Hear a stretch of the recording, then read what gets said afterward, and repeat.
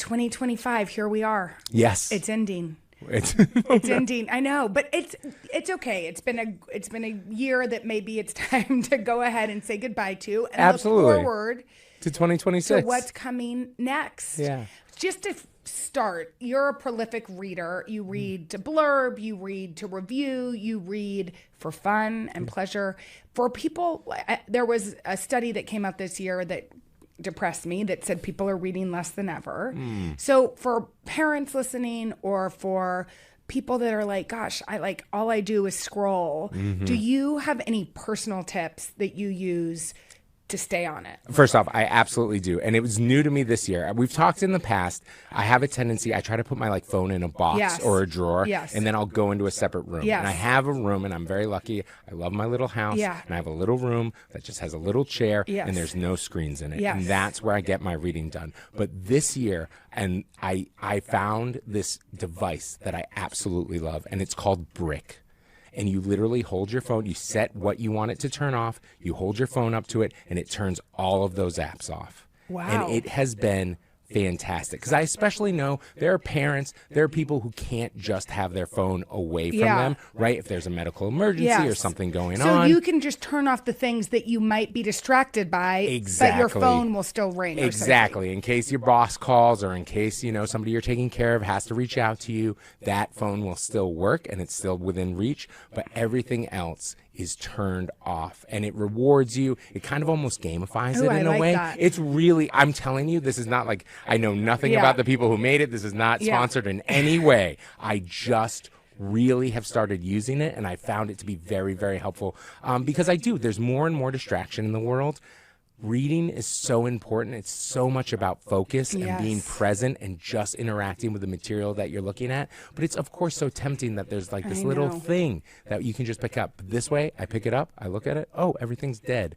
Don't need to look at it again. Return to my book. It's been really helpful. I think that's amazing. I feel like, making sure that we're prioritizing reading and all of its forms. I told you, I think I've started listening to some audiobooks. Yes, absolutely. Which means I can listen in my commutes, or, when it would maybe make me feel kind of nauseous if I was reading when I walk.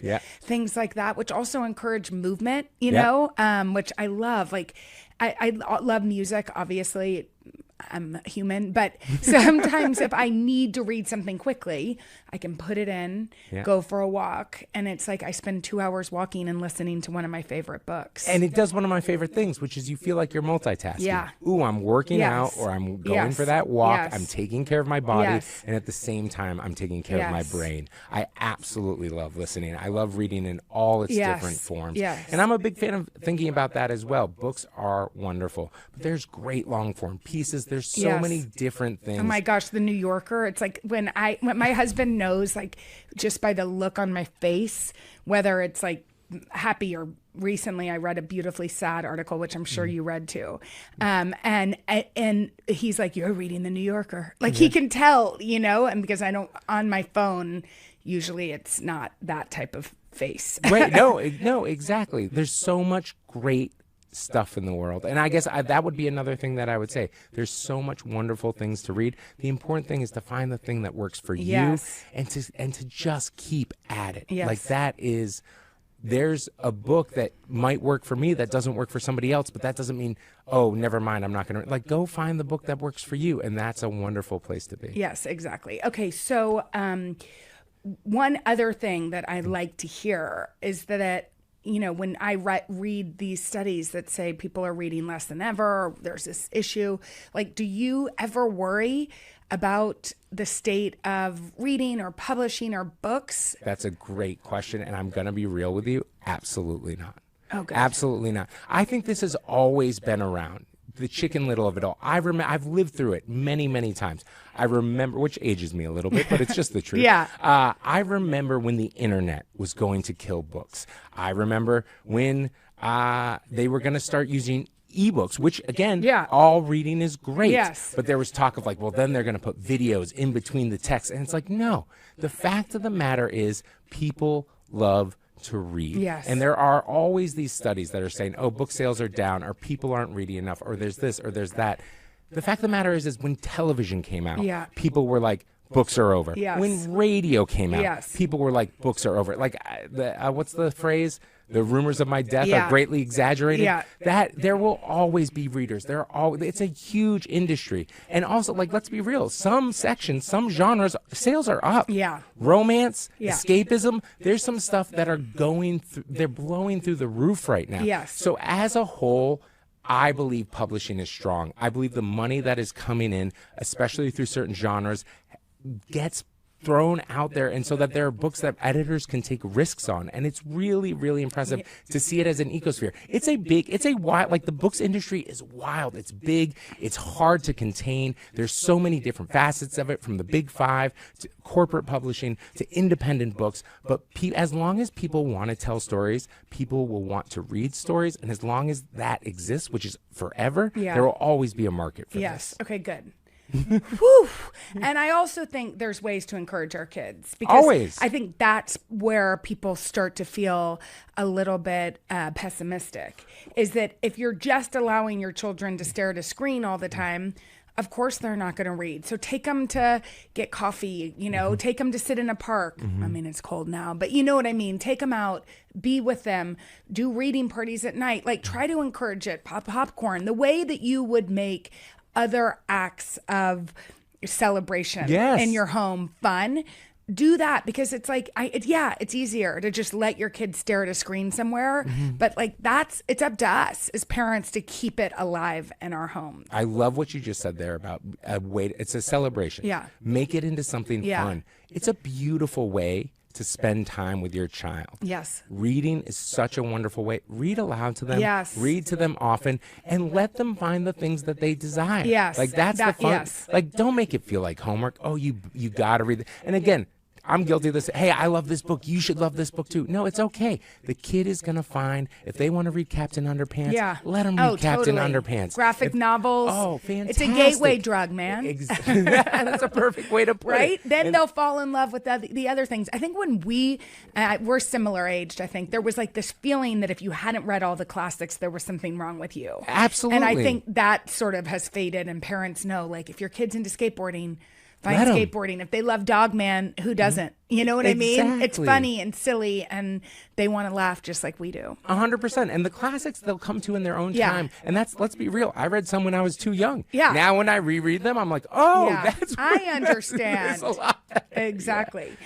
Okay, 2026 is going to be a big year for you. It is. You have a book coming out in May, American Rambler. That's right. Which we've talked about, but it's really, really exciting. Talk a little bit about it and who you think will be into it. So it's funny that you brought up walking earlier. Walking has become a giant part of my life. I think it's a beautiful way to kind of disconnect from all the distractions we were already talking about and reconnect with being present in the space that you are in. So I've become a really big walker. And a couple of years ago, I got in my head to follow the trail of one of America's great walkers, who's Johnny Appleseed, American legend, but he was a real guy. His real name was John Chapman. He walked from Massachusetts, and over the course of his life, went through Western Pennsylvania, Ohio a bunch, and ended up in Indiana. And so I decided to do that same trip. Albeit, I drove a little bit. Let's be real. But he walked the entire way? Oh, yeah. He used to walk circles every year.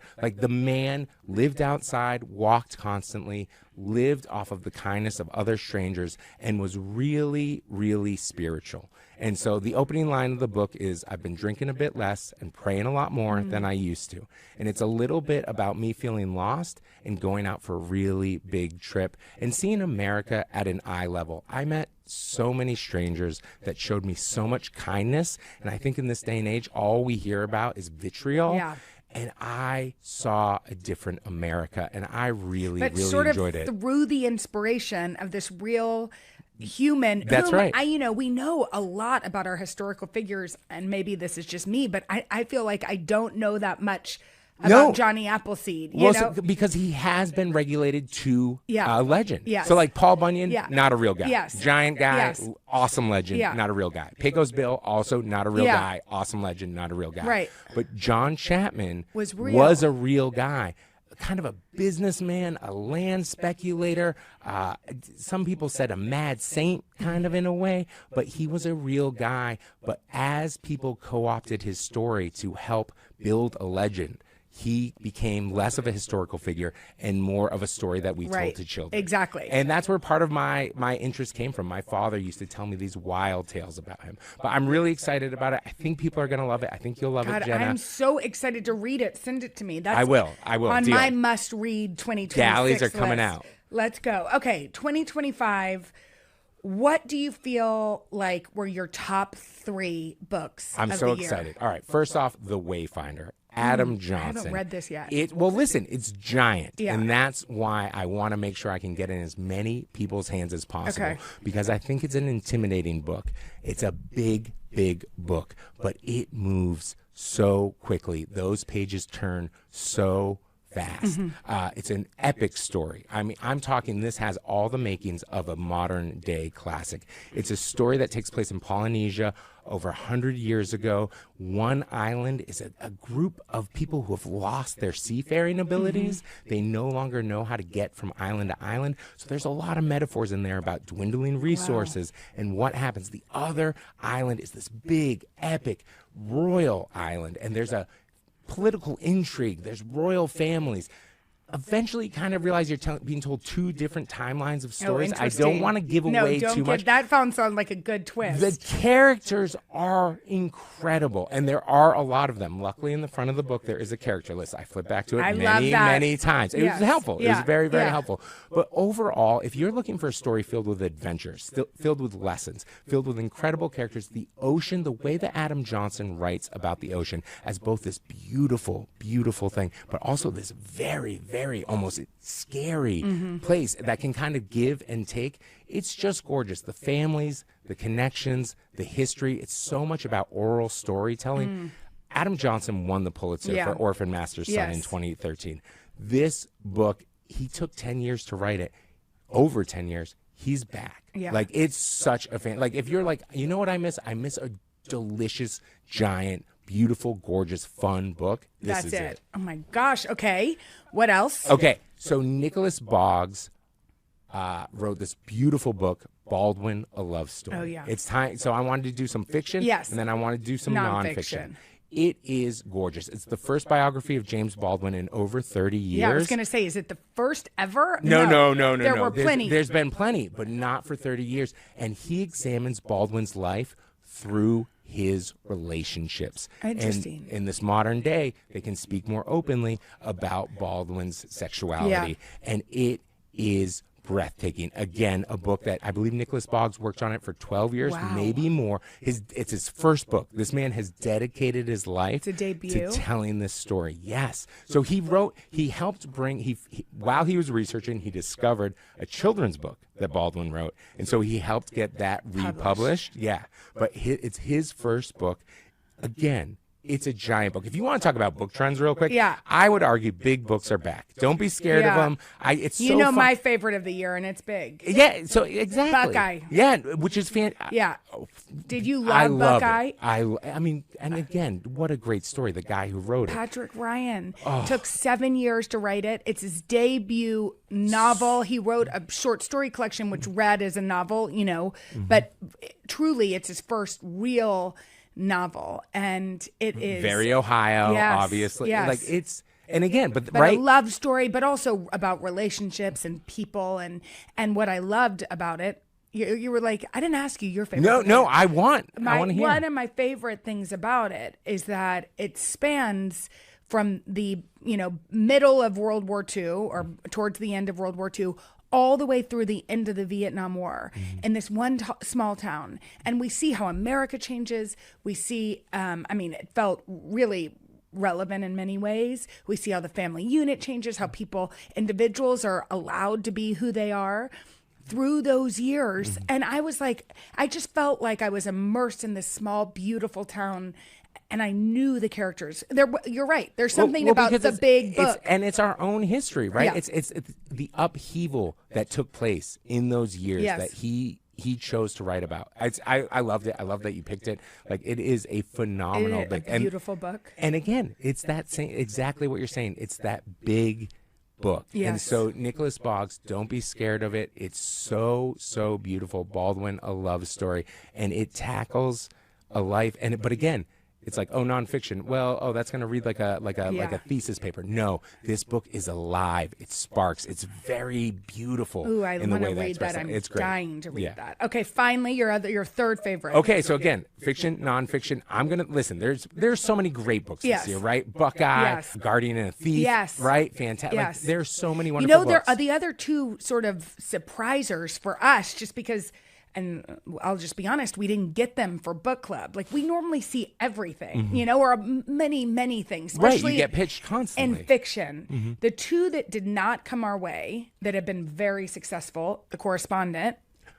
One of my favorites. Was it one of your favorites of the year? I haven't read it yet. It's fantastic. The Correspondent, which has been this giant kind of hit. Yeah. And then also, Reese just chose this, but it came out last March, Wild Dark Shore, which everybody has been raving about, and she chose it later because it had this, and I think, like, people found it. But that's beautiful when that happens, and I love that. I mean, listen, and I also love when you choose a December book, right? You're doing Jane Austen, right? It's like it's always good to highlight whether it's the recent past or a book from the past. It's great. But I do want to real quick because you brought up The Correspondent and Buckeye. Another little book trend that I love is I think we're reading more books about aging, about people looking back, about nostalgia from older points of view, and I really love that too. The Correspondent has that as well.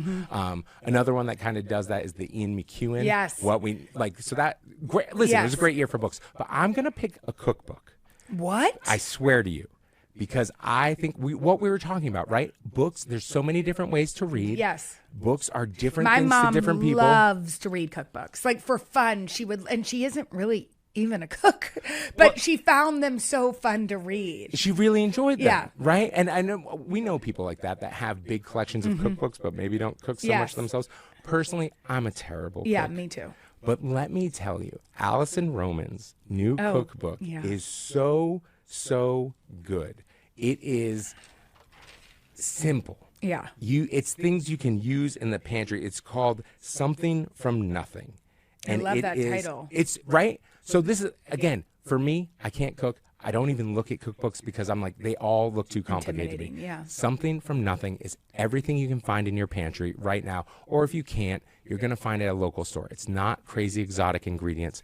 The cooking instructions are so simplistic. Oh, I love that. I have cooked more in the past 2 months having this book than I've cooked probably in the past 2 years. But that's fun because it's a different hobby. This is what I'm saying. Yeah. It's a beautiful book. It's brought me together with my wife. I'm finally showing up a little. Yeah. Instead of being like, hey, I'll buy dinner. What do we? No, I'm actually in there. There's a chicken parm dish. There's a pasta shallot. That's so fun. There's a whole section on bread. I didn't know I liked breadcrumbs so much, but I really, if you throw that on anything, it works. So I wanted to, like, again, a great literary year, but I wanted to highlight that book, especially if you're looking for a gift. Yes. It's Alison Roman's new book is so good. Oh, good. I love that. Okay. So gifting books, do you have other gifting books, or that was sort of where you should go for I mean, listen, all books I think are great gifts. If we could do one for kids. Yes. We were just talking about trying to encourage kids to read. Growing Home is this wonderful, wonderful middle grade book. So if you are trying to get somebody in your life to start reading, this is a fantastic book. It's about friendship. There's magic. You're going to think I'm an insane person as I describe it. There's 2 houseplants. There's a very grumpy goldfish. There's a very wise spider. Okay? They all are kind of fighting, but also happy. And some magical realism happens. And they kind of have to protect the family, who they care about very much. It's beautiful chapters. It's gorgeously illustrated. And is this like middle grade? You mean it's chapters, right? Yes. Okay. Like short chapters. But like I should read this to Poppy. You could read it with Poppy. I was going to say it's a great read aloud book. So if you're looking even like a little stocking stuffer, like that would make a great gift for a child. Yeah. The other thing I just, have been all consumed with all the Cyber Monday and the blah, blah, blah, it's really important to support your local indie bookstores. Yes. So one of the great things that I think, I would want as a gift, I do it for some of the teachers in my life and other people that I want to give gifts to, is get a beautiful card, write a letter of thanks, go to your local indie bookstore, buy a gift certificate, and give that, because then they can go buy whatever it is they want. The book that looks good to them. And it's great for kids too. Then you take them in and it's a whole activity, and you let them choose, but you're also supporting these really important parts of our communities that I think sometimes we, like libraries, can take them for granted. Right. And if you take them for granted, they're not going to be here forever. And they need our support. I agree with that 100%. Can I ask real quick, I know you have such a long, beautiful history with your family and with reading. Yes. Do you remember a book that was read to you a lot? Yes. My grandmother read Little Women to my mom. So my mom read to Barbara and me Little Women, which I loved. And it's like my kids don't have the patience for it because Louise, was wordy, you know? It isn't like now things are so much faster, but I've tried to them. But my dad, we were obsessed with this book, and this is the part that's kind of crazy, of Canadian fairy tales. And I know that's and it was kind of dark and whatever. Do you know what I'm talking about? And there was this book of Canadian fairy tales that our dad would read to us, and we would just beg for it, because they were, they're like the kind of scary stories that we ended up, like then I loved to read R.L. Stein and all of those Goosebumps or whatever they were called back in the day. Stories that go bump in the night. Yes, remember those? I like scary stories. Yeah. And so that was sort of the start of it. I love that. And again, fairy tales from all different cultures are timeless. Yes. So you can find, there are these books. For me, I didn't have the Canadian fairy tale, but I definitely had like the Scandinavian gods or something. Yes. It was like this and we old loved dusty mythology book. too. We loved Greek mythology. There was this book. Yes. It hits you deep. Which I'm like, do y'all want to read mythology? I hope so. Okay, 2026. What do you feel like the book trends will be? What are you looking forward to? I really, really love the fact that people are embracing older writers, older debut authors, like you just said with Buckeye. Big books on my horizon that I'm excited about. One is called Lost Lambs by Madeline Cash. Do you know it? Yes. You know it. Oh, and look at you. You're already laughing. It's funny. Yeah, it's funny. It's wild. It's funny. I think it's a great start to the year. It has a great cover, too. Listen, one of the trends I would say, and this is probably not like, I would say like TikTok has really embraced a lot of women writers who are taking life through a weird lens, for lack of a better word. Yes. And I think Lost Lambs is such a great, it's character driven, it's funny, the family in it is wild, it's dark. Kind of what we were just talking about. When somebody told me about it, I was like, is it like Kevin Wilson's Nothing to See Here? And they were like, not exactly. No, but kind of. Can I be real? Yeah. I see the through line, which is that it is wild, eccentric, dark, but it is also tender. Yes. I would argue not. I don't want to give too much away, but it is still. There's a real heart at its core that I found really, really lovely. And another book like that is by Ben Markowitz, The Rest of Our Lives. It also comes out in January. It's already come out in the UK, so it was nominated for the Booker. Wow. So you don't need me to tell you that it's a good book. Obviously, people really love this book. What I love about this book is that basically there's a dad, his kids are about to leave, his marriage, his wife caring, but they've lost each other over the years a little bit. He goes to drop his daughter off at college and then just kind of keeps driving. So it's one of those great classic American road trip books. I was like, is this like the male Miranda July? Oh, that not a bad, like All Fours. I loved All Fours. I know, but not the same. A little more physical would be my way of putting it for All Fours. Yes. No, it's but what Benjamin does so well, and I'm speaking like I know him. I don't know him at all. But every thought, every line flows so beautifully into the next. Like it really feels like you are actually in somebody's head. You know how, just the way we're having this conversation, right? We're flitting from kind of thing to thing. Yes. He captures that way of human thinking on the page. That was just mind-blowing. I read it in like one sitting. Oh, amazing. Yeah. Okay, great. I mean, I'm not allowed, because you have secrets that you have to keep, but are there any? I'll tell some that I'm really excited about. American Rambler by Isaac Fitzgerald. Thank you. I know. I'm like, can I say all these? Okay, well, I'm excited about some authors whom I love who have new books out. Yes. Chloe Benjamin has a book out, not till September, I don't think. Okay. So a bit away. Yeah. There is a book that our friend Emma introduced me to called Homeschooled. Oh my God, yeah. Did you read so Homeschooled? Good. I did. It's a memoir, and I tend to fall in love with fiction, but I like once or twice a year, I read a memoir that knocks my socks off. This one did, not just because he's Texan, but he is. And it's about his childhood, and he was homeschooled by his mother, who definitely suffered from mental health issues. And it's just a book about parenthood, being a son, individuality. It's beautiful. Loving your mother, but also understand that your mother's love can sometimes be suffocating. Yes. Did you read this one too? It's so good. Didn't you love that book? You knocked it out of the park. I loved that book. Yeah.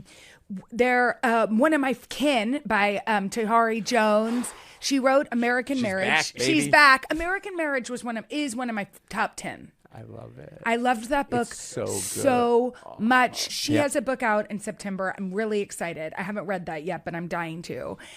You just said one of the trends is slightly more senior authors. I'm so excited because we're actually publishing 2 books by one author. Her name is Deb Curtis. Okay. She's 62. This comes out in February. It's a book it's her debut novel. And she's 62 years old. She's an anthropologist, and that bleeds into every single word. She understands what it means to be human and the details of our relationships. She wrote a book called Laws of Love and Logic, which I loved so much. I'll give you a copy before you leave. Okay, perfect. And it's like a woman looking back on her life and asking questions about the 2 great loves in her life. One was her high school kind of sweetheart, who she calls the boy the entire time.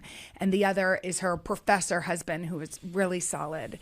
But it's also a book about sisterhood, addiction, motherhood. It is so beautiful. And she's a naturalist. So there's a lot of like beautiful imagery about the world we live in. I loved it. I love a book like that with story and knowledge. I know. That's it.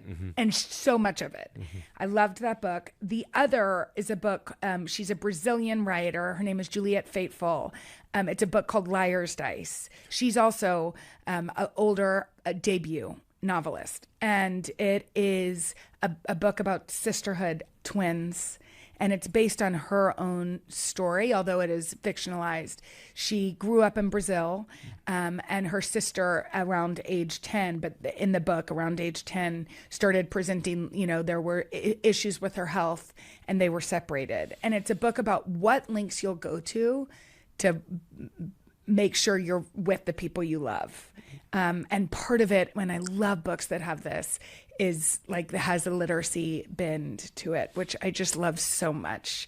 And by the way, in real life, her sister was institutionalized. She was at school at Harvard, and she dropped out so she could go work as a nurse in the hospital in England where her sister was. So that's the type of human being she is too. That's incredible. So, also great title. I know. Don't you love Liar's Dice? Yeah, Isn't it so good? Because her parents, it's a Brazilian game. I love that. I mean, I could tell you a million more, but I feel like this is a good place to stop. Where there's so many amazing books coming out next year. We've got there's so many amazing books this year, but don't be overwhelmed by how many there are. Find the one that works for you. You know what I'm doing over break is I'm reading non-publishing, and we're publishing like 7. You guys it's a lot of books. You hit the ground. There's running. a lot of books next year. You hit the ground running, which I'm so excited about. But one other is called Little Wonder, and it's this. And that's such a great title, and it's about a pianist, a mother-son who are separated on a train in China, and all of the beautiful ways they find their ways back to each other. It reminds me of the same feeling I got, although I feel like I need to reread it, of Life of Pi, because there's just little wonders and little hope all the way throughout, and the goodness of people. I mean, it sounds a little bit like your book. And that, I mean, I think that's so many books, right? Yeah. Traveling, a journey, a longing, or searching, and these little moments that get you through a tough time. Yes. I think that's right. Before I go, what I was going to say is I'm going to read nothing that I'm publishing, nothing I'm reading for the book club, and up on my list over the holidays is Lily King's. It's so good. I started it. It's so good. And I was obsessed with it, and I was like taking pictures with it, but I haven't allowed myself just to like live in it. And I love her so much. That's a great. Was that one of your favorites too? It was one of my the romances. It's one of my favorite books of the year. She's so good. This book is so good. I'm not going to say anything else. The ending, it's amazing. It's amazing, and you're going to really enjoy it. Okay, so one book somebody should read on their vacation.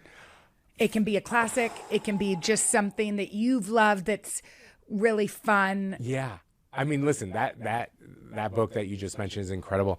I would argue one of my favorite books of the year, that was a beach read for me, but it's a little bit of a goth girl beach read, was Bury Our Bones in the Midnight Soil by V.E. Schwab. Oh, yeah. Which was, I'm telling, maybe it's just me. I'm just into big books, and I'm trying to make it a trend. It's, again, another wonderful big book, but it's told from different points of view. There are three main characters. It spans time. They're vampires. There's a love triangle. If you are looking for just something, I'm sorry for the pun, to sink your teeth into, That's it's an absolute great one. Or I will say this, if you're looking for something like we were saying to like listen to on audiobooks, Keith McNally's I Regret Almost Everything is read by Richard E. Grant. And so the British, like the voice, it was a fantastic. That book's it's everything we're talking about. It's a man looking back on his life. It's an older author. He's a restaurateur, so there's a lot of great service industry stuff in there. But if you listen to it on an audiobook, it's such a great way to consume it because Richard E. Grant has just such a wonderful voice. Yeah. Okay, well, Isaac. I could talk to you about books all day, Jenna. You're the best. Let's talk more. Let's do this again in 2026. Amen. I'll see you. Hey, thanks for watching. And don't forget, you can catch The Today Show every morning on NBC or take Today when you're on the go. Just follow the Today podcast on Apple Podcasts, Spotify, or wherever you listen.